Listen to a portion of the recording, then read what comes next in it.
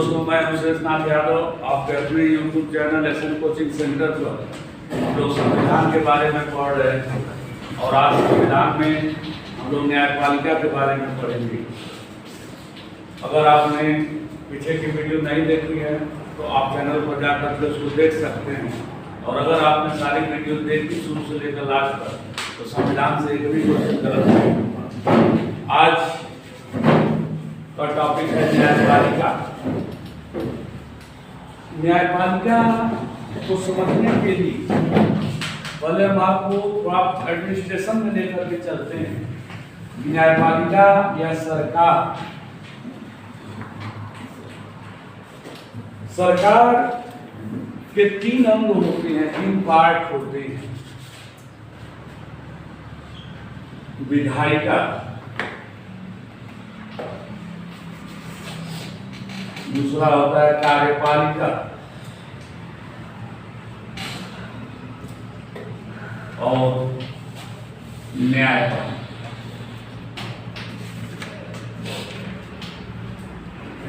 Right, ये तीन part होते हैं सरकार के, विधायिका, कार्यपालिका और न्यायपालिका।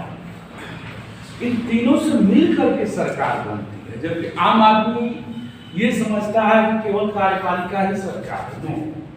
सरकार के तीन अंग हैं।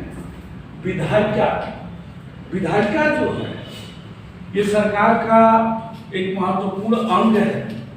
विधायिका का मतलब क्या होता है कि विधि बनाना, कानून बनाना।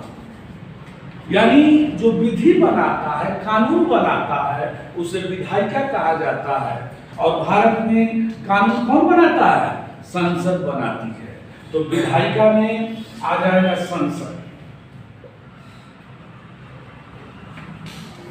सरकार का दूसरा महत्वपूर्ण पार्ट होता है कार्यपालिका। अब कार्यपालिका का क्या कार्य होता है कि विधायिका जो कानून बनाती है उसे वह क्रियान्वित करवाती है, लागू करवाती है। यदि कार्यपालिका न रहे तो विधायिका का कानून धरा का धरा रह जाएगा, वो क्रियान्वित नहीं हो पाएगा, लागू नहीं हो पाएगा। तो दूसरा महत्वपूर्ण पार्ट है कार्यपालिका, और इसमें आता है कार्यपालिका में प्रधानमंत्री और उसका मंत्रिमंडल,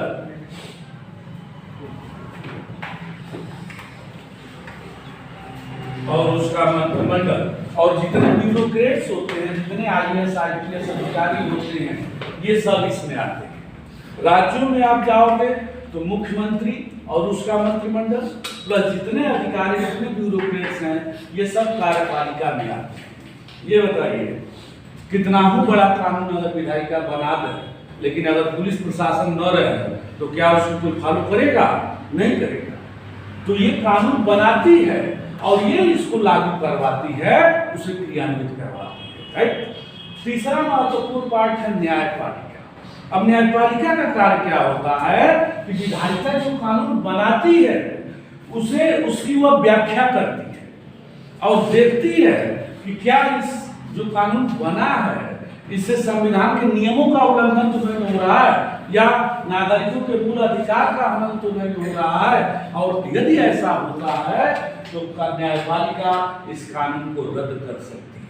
मैंने आपको बताया था जो सर्वोच्च न्यायालय होता है, सर्वोच्च न्यायालय को न्यायिक पुनर्विलोकन की शक्ति प्राप्त है। न्यायिक पुनर्विलोकन की शक्ति का मतलब ये होता है कि वह संसद द्वारा बनाए गए किसी भी कानून की कभी भी समीक्षा कर सकती है, और यदि उसे लगता है कि इस कानून से संविधान के नियमों का उल्लंघन हो रहा है या नागरिकों के मूल अधिकार का हनन हो रहा है, तब वह उस कानून को रद्द कर सकती है। इसीलिए सर्वोच्च न्यायालय को जो है संविधान का संरक्षक कहा जाता है। एक क्वेश्चन बार बार पूछा जाता है कि इनमें से कौन संविधान का संरक्षक है या किसे संविधान का संरक्षक कहा जाता है? ये राष्ट्रपति, भी प्रधानमंत्री, सी संसद, दी सर्वोच्च न्यायालय। तो आपका उत्तर हो जाएगा सर्वोच्च न्यायालय। न्यायपालिका में दो के बारे में पढ़ना है हमें, क्योंकि दो से ही क्वेश्चन पूछे जाते हैं। एक है सर्वोच्च न्यायालय और दूसरा है उच्च न्यायालय। तो इसमें दो पार्ट है। सर्वोच्च न्यायालय जिसे सुप्रीम कोर्ट कहा जाता है, और दूसरा है उच्च न्यायालय।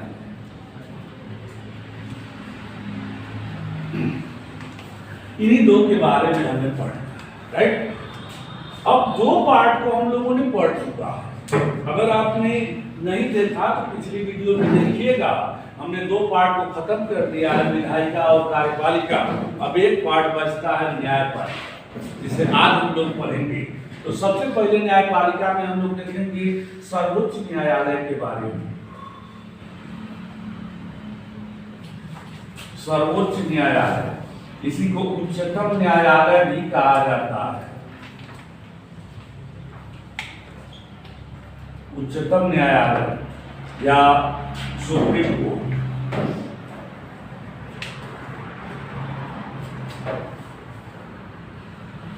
सुप्रीम कोर्ट बोला जाता है। ये इसकी स्थापना हुई थी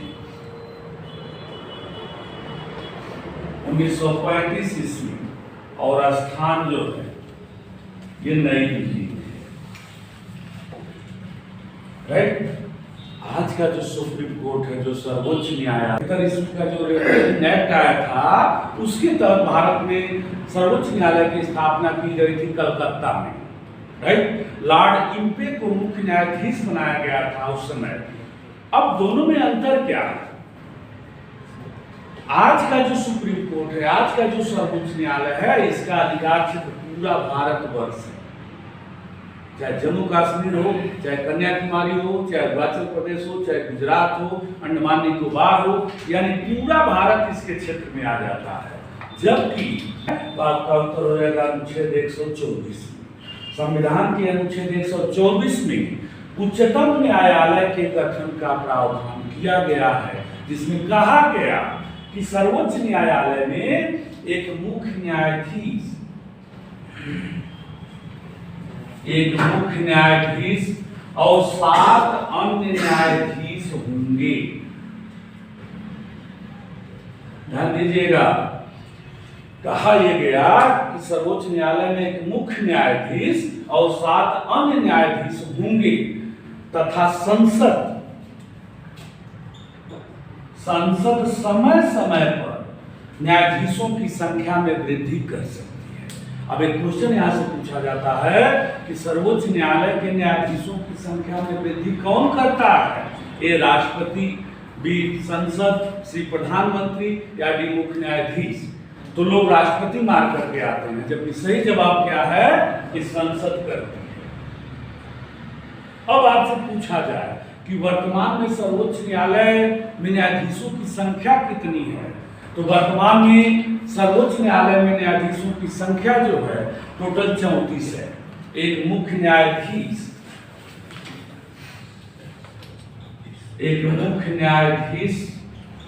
और 33 अन्य न्यायाधीश सहित कुल 34 न्यायाधीश। इससे पहले जो है कुल 31 न्यायाधीश थे। अगर आपके पास पुरानी बुक होगी तो उसमें 31 न्यायाधीश थे, 30 अन्य न्यायाधीश और एक मुख्य न्यायाधीश, राइट।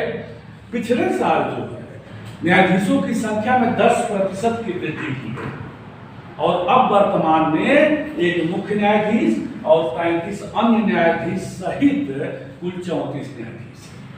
अच्छा, एक चीज ये देखा जाता है, जब पूछा जाता है कि सर्वोच्च न्यायालय में न्यायाधीशों की संख्या कितनी है, तो लड़के 33 मार करके आते हैं। वो कहते हैं एक तो मुख्य न्यायाधीश है। भैया, मुख्य न्यायाधीश भी न्यायाधीश ही होता है, ठीक है। तो अगर आपसे पूछा जाए सर्वोच्च न्यायालय में न्यायाधीशों की संख्या, तो आपका उत्तर हो जाएगा 34 न्यायाधीश, ठीक है। अब आगे हम लोग देखेंगे कि सर्वोच्च न्यायालय के न्यायाधीशों की नियुक्ति कैसे होती है। इनकी नियुक्ति राष्ट्रपति द्वारा की जाती है, राइट। सबसे पहले राष्ट्रपति मुख्य न्यायाधीश की नियुक्ति करता है, और अन्य न्यायाधीशों की नियुक्ति जो है राष्ट्रपति ही करता है, लेकिन मुख्य न्यायाधीश की सलाह पर करता है। पहले मुख्य न्यायाधीश की नियुक्ति करेगा, उसके बाद जब बाकी न्यायाधीशों की नियुक्ति करने जाएगा तो उसमें मुख्य न्यायाधीश की भी सलाह लेगा। अब आता है शपथ। सर्वोच्च न्यायालय के न्यायाधीशों को शपथ जो है वो राष्ट्रपति दिलाता है। इनका कार्यकाल कितना होता है? 65 वर्ष। सर्वोच्च न्यायालय के न्यायाधीश जो है वो 65 वर्ष तक अपने पद पर बने रहते हैं, राइट। त्याग पत्र किसको देते हैं? तो ये अपना त्याग पत्र राष्ट्रपति को देते हैं। अब पूछा जाएगा कि वर्तमान में सर्वोच्च न्यायालय के मुख्य न्यायाधीश कौन है? तो आपका उत्तर हो जाएगा शरद अरविंद बोबडे। ऐसे बोबडे हैं और ये भारत के 47वें मुख्य न्यायाधीश हैं। जो उच्चतम न्यायालय का मुख्य न्यायाधीश होता है उसे भारत का मुख्य न्यायाधीश भी कहा जाता है। तो अगर कभी क्वेश्चन पूछ दिया जाए कि वर्तमान में भारत के मुख्य न्यायाधीश कौन है, तभी आपका उत्तर हो जाएगा S.A. बोबडे। समझ में आया? फिर पूछा जाता है कि सर्वोच्च न्यायालय के पहले मुख्य न्यायाधीश कौन थे? तो सर्वोच्च न्यायालय के पहले मुख्य न्यायाधीश थे H.J. कानिया थे, हीरालाल जे कानिया। बस पहले का याद रखना है और वर्तमान का याद रखना है, ठीक है। अब सवाल ये उठता है कि आखिर उच्चतम न्यायालय के न्यायाधीशों के लिए योग्यता क्या होनी चाहिए? तो इनके लिए क्या योग्यता होनी चाहिए? पहली योग्यता ये होती है सर्वोच्च न्यायालय के न्यायाधीश बनने के लिए कि वह भारत का जन्मना नागरिक होना चाहिए। कैसा नागरिक? जन्मना नागरिक होना चाहिए। दूसरी योग्यता क्या होती है कि वह लगातार कम से कम 10 वर्षों तक किसी उच्च न्यायालय या एक से अधिक उच्च न्यायालय में अधिवक्ता रहा हो,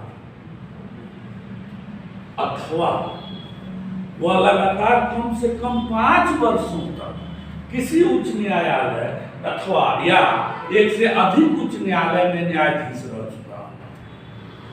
पहली योग्यता तो सबके लिए होनी चाहिए कि वह लगातार कम से कम 10 वर्षों तक वह भारत का जन्मना नागरिक होना चाहिए, और दूसरी और तीसरी में से कोई एक योग्यता होनी चाहिए। या तो वह 10 साल तक न्याय वकील रह चुका हो अथवा 5 वर्ष तक न्यायाधीश रह चुका हो, ठीक है। तो ये इनके लिए योग्यता होती है सर्वोच्च न्यायालय के न्यायाधीश बनने के लिए। अब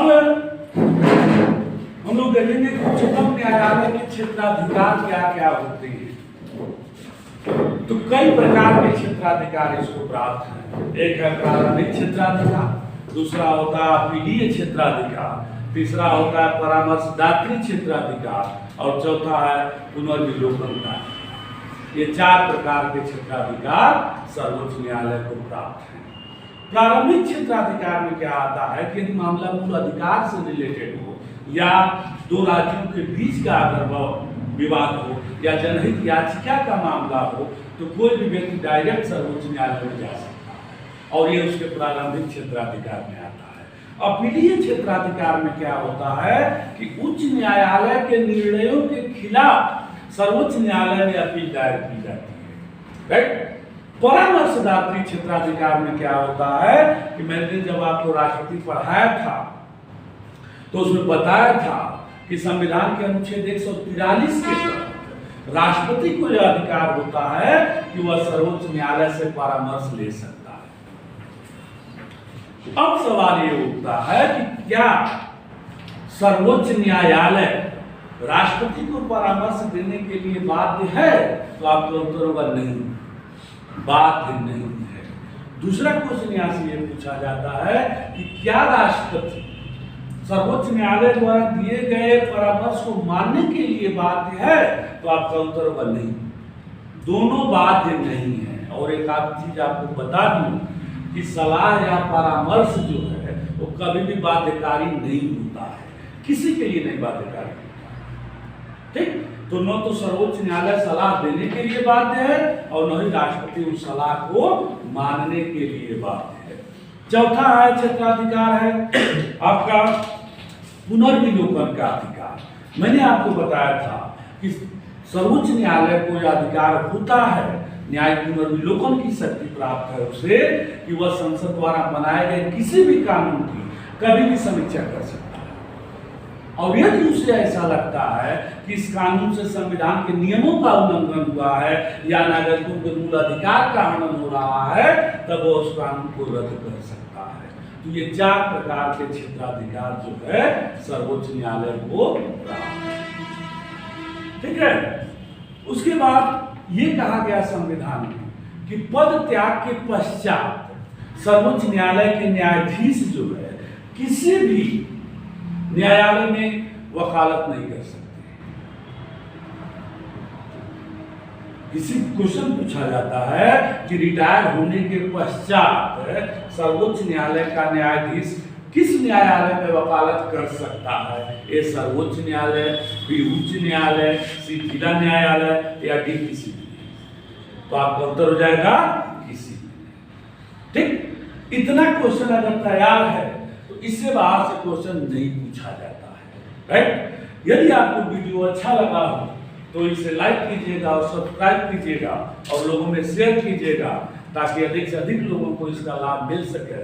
धन्यवाद।